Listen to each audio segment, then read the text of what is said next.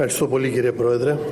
Κύριε Υπουργέ, κυρίες και κύριοι συνάδελφοι, συζητάμε σήμερα ένα νομοσχέδιο που λόγω και του τίτλου του, αν θέλετε, δεν μπορεί παρά να το συνδέσουμε άμεσα με τη συλλογική μνήμη και την τραγωδία των Τεμπών, η οποία ανέδειξε με τον πιο βίαιο τρόπο το θεσμικό έλλειμμα της χώρας μας στην ασφάλεια των μεταφορών. Τα τέμπη δεν μπορούν και δεν πρέπει να ξεχαστούν, όχι μόνο επειδή χάθηκαν 57 ανθρώπινες ζωές, κυρίως νέοι ανθρώποι, αλλά γιατί αυτή η τραγωδία συγκλώνησε την εμπιστοσύνη των πολιτών στο κράτος και στους θεσμούς.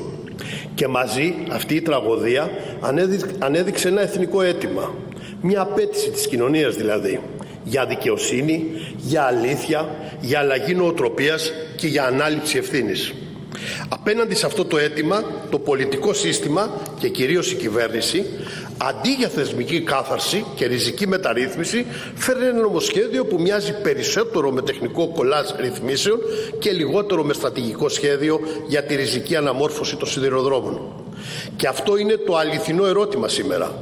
Έχουμε ως χώρα πάρει το μάθημα μετά το πάθημα των Τεμπών ή απλώς ελπίζουμε να το ξεχάσει η κοινωνία μας?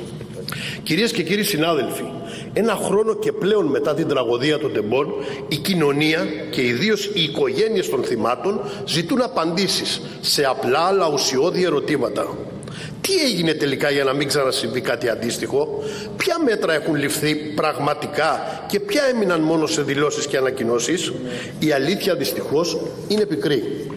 Η χώρα συνεχίζει να μην διαθέτει ένα ολοκληρωμένο σύστημα ασφαλούς λειτουργίας των σιδηροδρόμων βάσει των ευρωπαϊκών τεχνικών προδιαγραφών και διαλειτουργικότητας.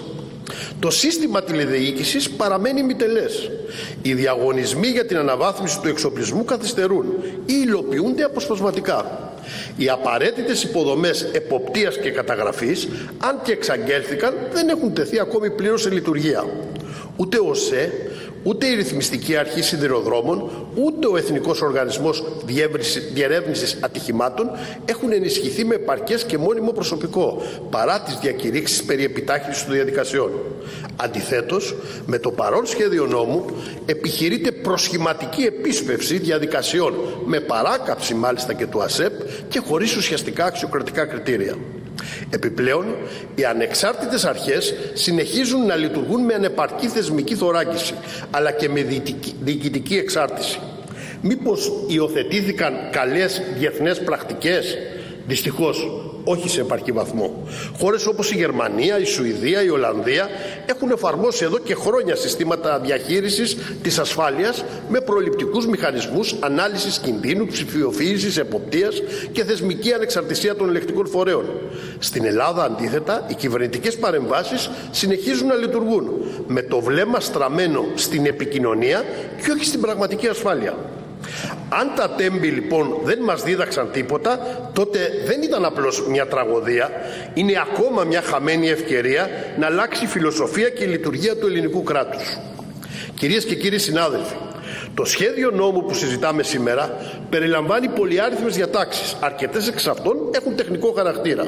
Ωστόσο, δεν συνθέτουν ένα ολοκληρωμένο, συνεκτικό και δεσμευτικό σχέδιο αναβάθμισης της σιδηροδρομικής ασφάλειας. Το νομοσχέδιο περιλαμβάνει κάποιες θετικές προβλέψεις. Ωστόσο, τα προβλήματα του νομοσχεδίου είναι σοβαρά. Αναφέρω ενδεικτικά. Οι προσλήψεις επιχειρούνται με διαφανείς διαδικασίες, καθώς προβλέπεται σιωπηρή έγκριση αν ο ΑΣΕΠ δεν απαντήσει εντός 10 ημερών. Και επιτρέπονται αποσπάσεις χωρίς συνένεση του φορέα προέλευσης. Η ενίσχυση της ΡΑΣ και του ΕΟΔΑΣΑΜ γίνεται πρόχειρα, χωρίς δεσμικές εγγύησεις ή στρατηγικό σχεδιασμό, ενώ η συγχώνευση εργοσέ στον ΟΣΕ, χωρίς σαφές πλαίσιο ελέγχου και λογοδοσίας, κινδυνεύει να επιβαρύνει τη διοίκηση αντί να τη βελτιώσει. Το νομοσχέδιο αποτελεί άθροισμα επιμέρους ρυθμίσεων, χωρίς ενιαία λογική, χωρίς διαφάνεια, χωρίς όραμα. Και αυτό δεν μπορούμε να το αποδεχτούμε. Και κυρίως το συγκεκριμένο νομοσχέδιο δεν απαντά στα σοβαρά ζητήματα έλλειψης ασφάλειας που αναδείχτηκαν με το τραγικό δυστύχημα των Τεμπών. Κυρίες και κύριοι συνάδελφοι, το ΠΑΣΟΚ, κίνημα αλλαγής, δεν πρόκειται να συνενέσει σε μια επίφαση μεταρρύθμισης. Αντιθέτως, η θέση μας είναι καθαρή. Η ανασυγκρότηση του ελληνικού σιδηροδρόμου απαιτεί ριζική αλλαγή φιλοσοφίας και δομής. όχι αποσπασματικά νομοθετήματα που ανακυκλώνουν τις παθογένειες του παρελθόντος. Η ασφάλεια των μεταφορών και η αξιοπιστία του κράτους αποτελούν δημόσιο αγαθό και ζήτημα εθνικής αξιοπρέπειας.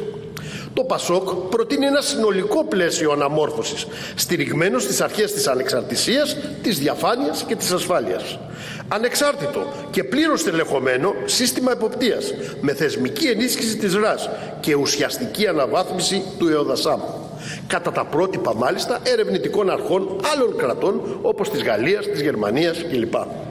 Θέσπιση Εθνικής Αρχής Συστηματικής Ασφάλειας Μεταφορών με αρμοδιότητα την εφαρμογή συστήματος διαχείρισης βασισμένο στην ανάλυση κινδύνου σε όλους τους κρίσιμους φορείς. ΟΣΕ, Hellenic Train, ΡΑΣ, Υπουργείο, καθώς και την υποχρεωτική υποβολή ετήσιων εκθέσεων ασφάλειας και κοινοβουλευτικής λογοδοσίας. Προσλήψεις με πλήρη διαφάνεια, μόνο μέσω ΑΣΕΠ και με αντικειμενικά κριτήρια, χωρίς παραθυράκια για ημετέρους. Οι fast track αποσπάσεις που υπονομεύουν τη διοικητική ακεραιότητα. Και ψηφιοποίηση της κυκλοφορίας με ενιαίο σύστημα ελέγχου για πραγματική πρόληψη και όχι απλή καταγραφή συμβάντων. Δημιουργία μηχανισμού θεσμικής λογοδοσίας με κατοχύρωση της ανώνυμης υποβολής καταγγελιών και προστασίας των μαρτύρων, αλλά και ίδρυση Συμβουλίου Ασφάλειας Μεταφορών με συμμετοχή πολιτών, εμπειρογνωμόνων και εκπροσώπων. Δεν συζητάμε το αδύνατο, συζητάμε το αυτονόητο. Ένα σιδηροδρομικό σύστημα αντάξιο μιας σύγχρονης ευρωπαϊκής χώρας. Κυρίες και κύριοι συνάδελφοι, το ερώτημα που τίθεται στο τέλος αυτής της συζήτησης είναι απλό και είναι και κρίσιμο. Μπορούμε να εμπιστευτούμε αυτό το νομοσχέδιο ως απάντηση στο εθνικό τραύμα των τεμπών? Η απάντηση μας είναι μία και μοναδική. Όχι. Γιατί δεν συνοδεύεται από θεσμική γενναιότητα? Γιατί δεν ενσωματώνει τις καλές διεθνείς πρακτικές? Γιατί συνεχίζει να αντιμετωπίζει το κράτος ως πεδίο προσωποπαγών προσλήψεων και αδιαφανών διαδικασιών? Γιατί δεν πείθει ότι οι κυβερνητικές προτεραιότητες είναι η ασφάλεια και η λογοδοσία και όχι η επικοινωνία? Το ΠΑΣΟΚ, το κίνημα αλλαγής, δεν δίνει λευκή επιταχή σε μια διαχείριση που επαναλαμβάνει τα λάθη του παρελθόντος. Αλλά αντιθέτως, παραμένουμε απέναντι στην απόπειρα ωρεοποίησης μιας αποτυχημένης διαχείρισης που έχει ήδη κοστίσει ανθρώπινες ζωές. Λέμε όχι σε αυτό το σχέδιο νόμου, αντιπροτείνοντας παράλληλα τον εξυγχρονισμό και τη θεσμική αλλαγή. Και με αυτή τη στάση έχουμε την άποψη, έχουμε την εντύπωση, έχουμε την πεποίθηση ότι τιμούμε και τη μνήμη των θυμάτων των τεμπών. Όχι με λόγια, αλλά με συνέπεια και ευθύνη. Με ευθύνη και πάνω απ' όλα με συνέπεια. Ευχαριστώ πολύ για την ανοχή. Εμείς ευχαριστούμε τον κύριο Πιάκη. Το λόγο έχει ο κύριος Ιωάννης Κόντης.